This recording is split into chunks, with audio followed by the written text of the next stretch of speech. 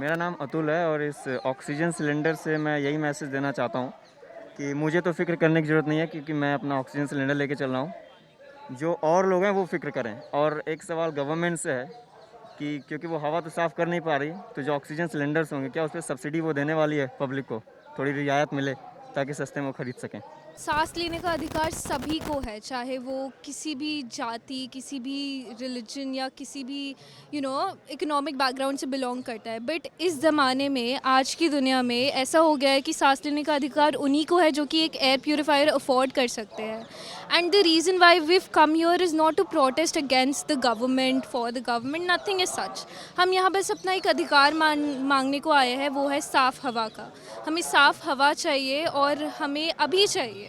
हम अपना अधिकार मांगते नहीं, किसी से भीख मांगते। हम अपना अधिकार मांगते नहीं, किसी से भीख मांगते। दिल्ली मांगे साफ हवा, साफ हवा, साफ हवा। रेखा गुप्ता साफ हवा दो, साफ हवा दो, साफ हवा दो।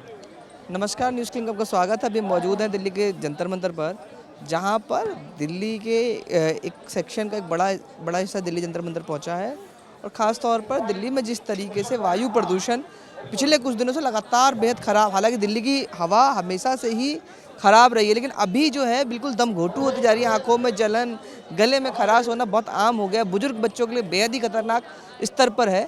और इसके बावजूद भी ऐसा लग रहा है जो सरकारों के लिए प्राथमिकता का सवाल नहीं है, क्योंकि इस पर कोई भी ठोस एक्शन लेते हुए नहीं दिखती। सरकारों का बस एक दावा होता है, जो वो आंकड़े जो हैं, AAQ का आंकड़ा जो 350, 400, उसको किस तरह से कम करते हुए दिखाया जाए।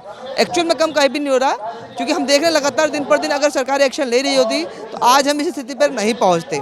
हो सकता है सरकार ने अभी ग्रैब 3 लागू किया है, कुछ समय में जब हम वीडियो रिकॉर्ड करें उसके बाद हो सकता है उसके तब तक ग्रैब 4 भी लागू हो जाए।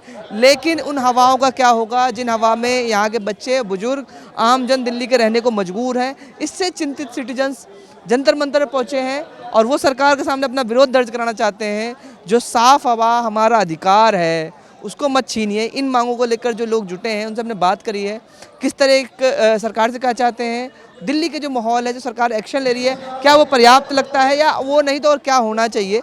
दूसरी बात, जब हम देखते हैं देश में जाति मजहब के सवालों पर या अन्य राजनीतिक सवालों पर बड़ी संख्या में जुटान होता है, तो इस जैसे ज़रूरी मुद्दों पर लोग इतनी कम संख्या में क्यों निकल रहे हैं? क्या इसका एक डर पुलिस की कार्रवाई है? क्योंकि हमने देखा था पिछली बार जब इंडिया गेट पर बड़ी संख्या में लोग जुटे थे प्रदूषण के सवाल पर, तो पुलिस ने जिस तरह से उनको बर्बर तरीके से डिटेन किया और दिल्ली के दूर दूर कोने में जाकर छोड़ गया था, क्या उसका असर भी आज के प्रदर्शन में दिख रहा है? इन सब मुद्दों पर प्रदर्शन यहाँ पर जो प्रदर्शनकारी हैं उनसे बात करते हैं और समझने का प्रयास करते हैं वो सरकारों से क्या चाहते हैं। I cannot even speak right now because of how bad the air is. I'm struggling to speak, I'm struggling to breathe. While our CM, who is responsible for all this, is sitting in her AC comfortably with 7 air purifiers. That is what we're here to listen. The people in power, they are not even facing repercussions for their own actions. They are protected in well air conditioned offices while we struggle. There are no air purifiers in our classrooms or our libraries. Who is going to be accountable for our health? We come from all states here in Delhi to study, to make our lives better, and we are literally reducing our lifespan by being here. So who is going to be accountable for our health? That is what we're here to ask. That is what we're here to demand, accountability from the Chief Minister. Protest is about really the frustration of people. These are normal citizens, these are fathers, mothers, grandparents asking for fresh air. Like imagine we don't even know how polluted the air is, and this is the capital where the government and our courts don't even listen to the lungs of our children that are crying for help.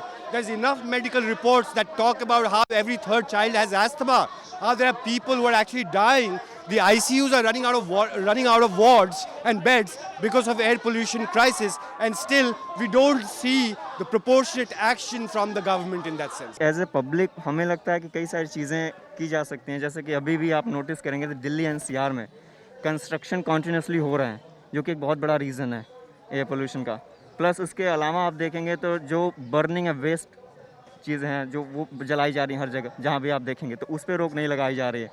Plus transportation के लिए government को काम करना चाहिए, at least उन महीनों में जब एयर पोल्यूशन इतना पीक पर होता है। सरकार कोशिश कर ही नहीं रही है। पहली बात तो सरकार एक्नॉलेज नहीं कर रही है कि हवा में प्रदूषण है, कि एयर पोल्यूशन है, तो हमें सबसे पहले ये अकाउंटेबिलिटी चाहिए, एक्नॉलेजमेंट चाहिए सरकार से कि हाँ हमारे दिल्ली कैपिटल में पोल्यूशन की बहुत बड़ी प्रॉब्लम है। तो once they acknowledge that only then they can take measures and steps to ensure कि पोल्यूशन ख़त्म होए। मैंने ये मास्क इसलिए पहना हुआ है कि 300 जब AQI क्रॉस कर जाता है तो वो वायु प्रदूषण नहीं होता, वो केमिकल बायोलॉजिकल वॉरफेयर होता है। तो ये मास्क केमिकल बायोलॉजिकल वॉरफेयर के लिए है, इसको हम सरल तरह से वायु प्रदूषण नहीं बोल सकते हैं। तो इसलिए मैंने ये मास्क पहना हुआ है, ये केमिकल बायोलॉजिकल वॉरफेयर का मास्क है। दिल्ली की हवा बहुत ही ज़्यादा जहरीली है, कोई मास्क एडवाइजरी नहीं है, कोई हेल्थ एडवाइजरी नहीं है, कोई पब्लिक हेल्थ इमरजेंसी नहीं है। इस हालात में यहाँ के लोग मर तो जाएंगे ही, मतलब 10-12 साल तो उम्र कम हो ही जाएगी, पर जिस टाइम जिंदा है बहुत बहुत बीमार होके मरेंगे। हमें लग रहा है कि जो सरकार जो भी एक्शन ले रही है, पहली बात तो ये है कि सरकार ऐसा लग रहा है कि पोल्यूशन का स्तर इतना पार हो चुका है, इतने हालत ख़राब है, लेकिन सीरियस नहीं है। क्योंकि आपने हम देखा कि दिवाली पे भी जिस तरीके के बैन लगाने चाहिए थे वो बैन नहीं लगाए गए। I think the pollution is of course bad this year as last year. But what is terrible this year is that we don't even know how bad the situation is in terms of pollution levels. Data has actually been manipulated in Delhi NCR this year. We've actually seen air quality monitors being shut down, water sprinkler being used around air quality monitors, and therefore we don't even know how polluted air our children are breathing. And also in terms of lack of emergency measures. You know, after a lot of protests, we actually saw GRAP 3 measures being initiated in Delhi. Construction activities are still going on despite GRAP 3 being enforced. So even enforcement of those emergency measures are completely missing on the ground.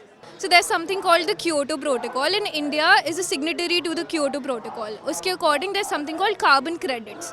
तो जो companies और जो organizations let's say अपना carbon emission कम करती है तो उनको वो carbon credit मिलता है, and वो carbon credit वो monetary funds के रूप में ले सकती है।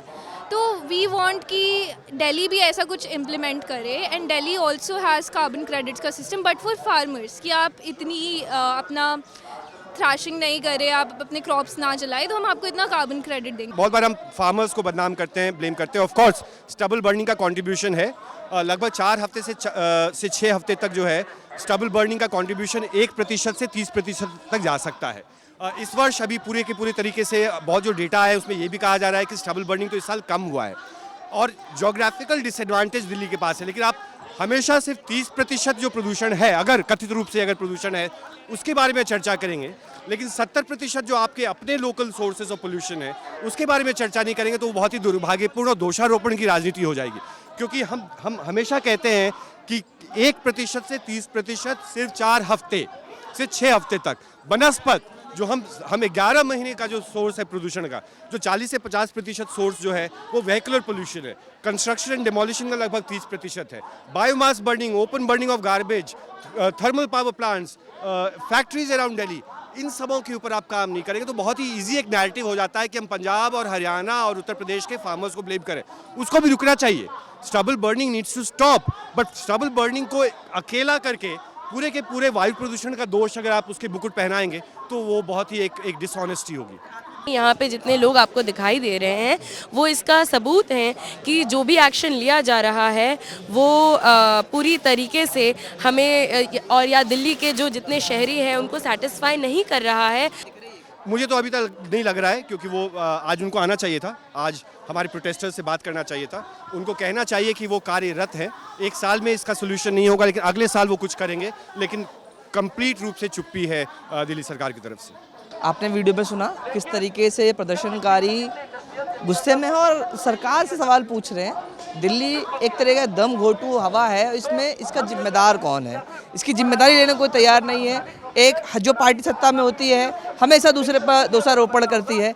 पंजाब के किसानों पर सबसे बड़ा दोषारोपण होता है, लेकिन दिल्ली के अंदर जो अपना प्रदूषण हर रोज पैदा होता है उसकी जिम्मेदारी किसकी? सरकार और अफसर। जहां एक तरफ एयर प्योरीफायर, सरकार और सरकार के मंत्री और उनके बाबू अब बंद कमरों में एयर कंडीशन रूम के अंदर एयर प्योरीफायर लगा के बैठ रहे हैं, उनके लिए टेंडर्स निकाले जा रहे हैं नए नए, लेकिन उस आम गरीब जनता का क्या जिसने उनको वोट देकर सरकार में चुना और आज सरकार में बैठे, उनकी जिम्मेदारी लेने को तैयार नहीं है। अभी के लिए जंतर मंतर से बस इतना ही। देखते रहिए न्यूज़ क्लिक। बहुत बहुत धन्यवाद।